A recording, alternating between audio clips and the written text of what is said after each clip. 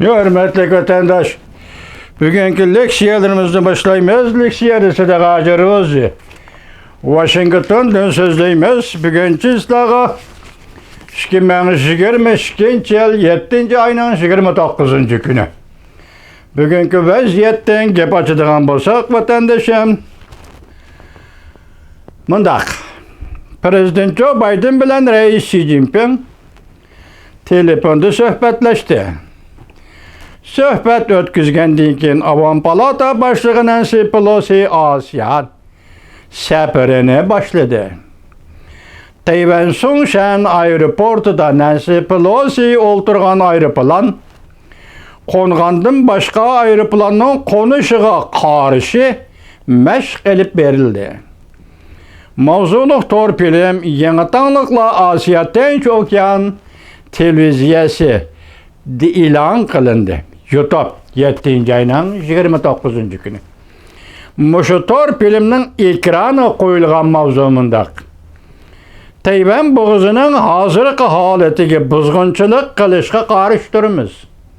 Qat'iy qarışdırmız. Amerikanın meydanı, Prezident Joe Biden'ın meydanı.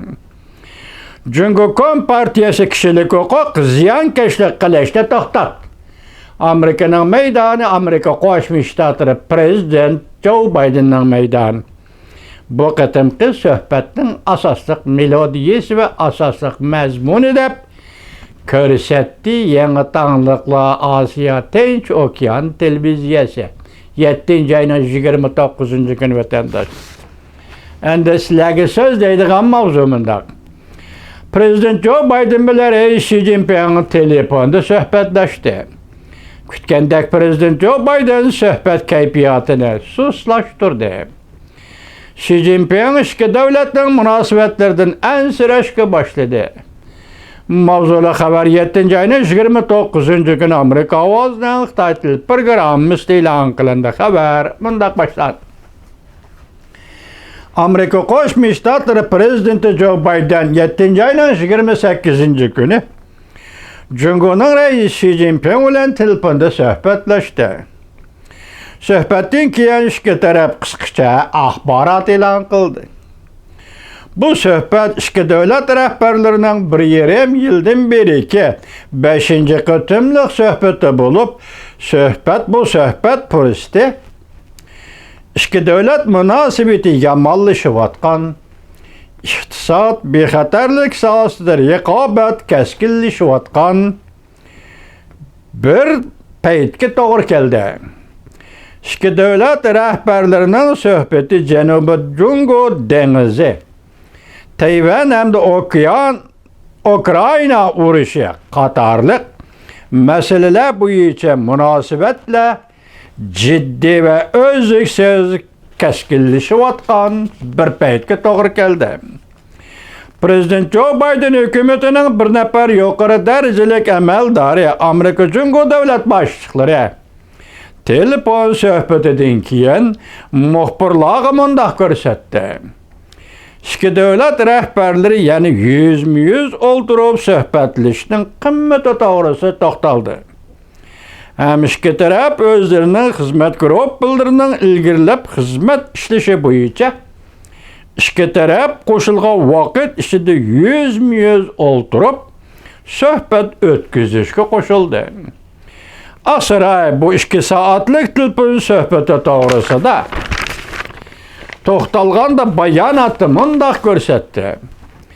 Amerika Tayvan to'g'risidagi siyosatini o'zgartmadi. Amerika Tayvan bo'g'ozining hozirgi holati muqimlik va tinchlikqa buzg'unchilik qiladigan har qanday harakatlarga qat'iy qarshi turdi. Amerika Bilim Xazinasi Tashqi diplomatiya munosabatlar komitetining yuqori darajalik tadqiqotchisi John Johnson mundaq ko'rsatdi. İki taraf e'lon qilgan axborotning mazmunidan qaraganda Amerika iki masalani sustlashtirib fikr qildi. Cumhur taraf e'lon qilgan axborotning mazmunidan qaraganda Xi Jinping nayt eg'er ansiridi. John Johnson mundaq hisobladi. Aqsaray bundaq söhbetga bağlangan ümitlarni sustlashtirdi. İkinchidan Tayvan meselesini suslaştırdı. Jiang Johnson mundaq hisobladi. Xi Jinpingning Amerika-Jungo munosabatining taraqqiyotidan ansirashlari gavdalik bo'ldi. Hatto ansirash Tayvan meselesidan olqib ketdi. Sen Jungoning Amerika-Jungoga qandaq muomala qiladi deb qattiq ansirayotganligini va bearam bo'layotganligini ko'rib ola olaysan. Hani modliksiyadiga qaltis gapga vatandosh bu. Amerika Jungoga qandaq muomala qiladi deb hozir Jungo hukumatining ansirayotganligini ko'rib ola olaysan. Xinhua e'lon qilgan 800 xatlik axborotda Amerikaning Jungoni uzun muddatlik raqobatchi deb belgilashini rad qildi. Amerikaning Jungoni birinchi darajalik dushman deb belgilashini qabul qilmadi deb ko'rsatdi Xinhua. Avam palata boshlig'i Nancy Pelosining davlat majlisi a'zolari ikki partiya mansublaridan tashkillangan vakillar o'mikini boshlab Tayvanni ziyorat qilishi ikki davlat rahbarlarining telefon suhbati o'tkazish puristiga to'g'ri keldi deb yozishdi matbuotlar.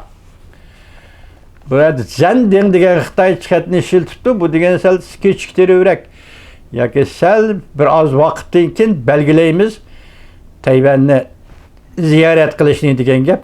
Lekin Jianglinning nazari ma xabarlarda bugun aytilishinim deydi. Nancy Pelosi xonim Tayvanni ziyorat qiladi deb hukm qilyotdi. Oldimizda 1-2 kun ichida bu ish yuz berdi vatandosh. Endi siz bilan biz saqlab turibmiz-da. Davomini anglaysizlar vatandoshlar.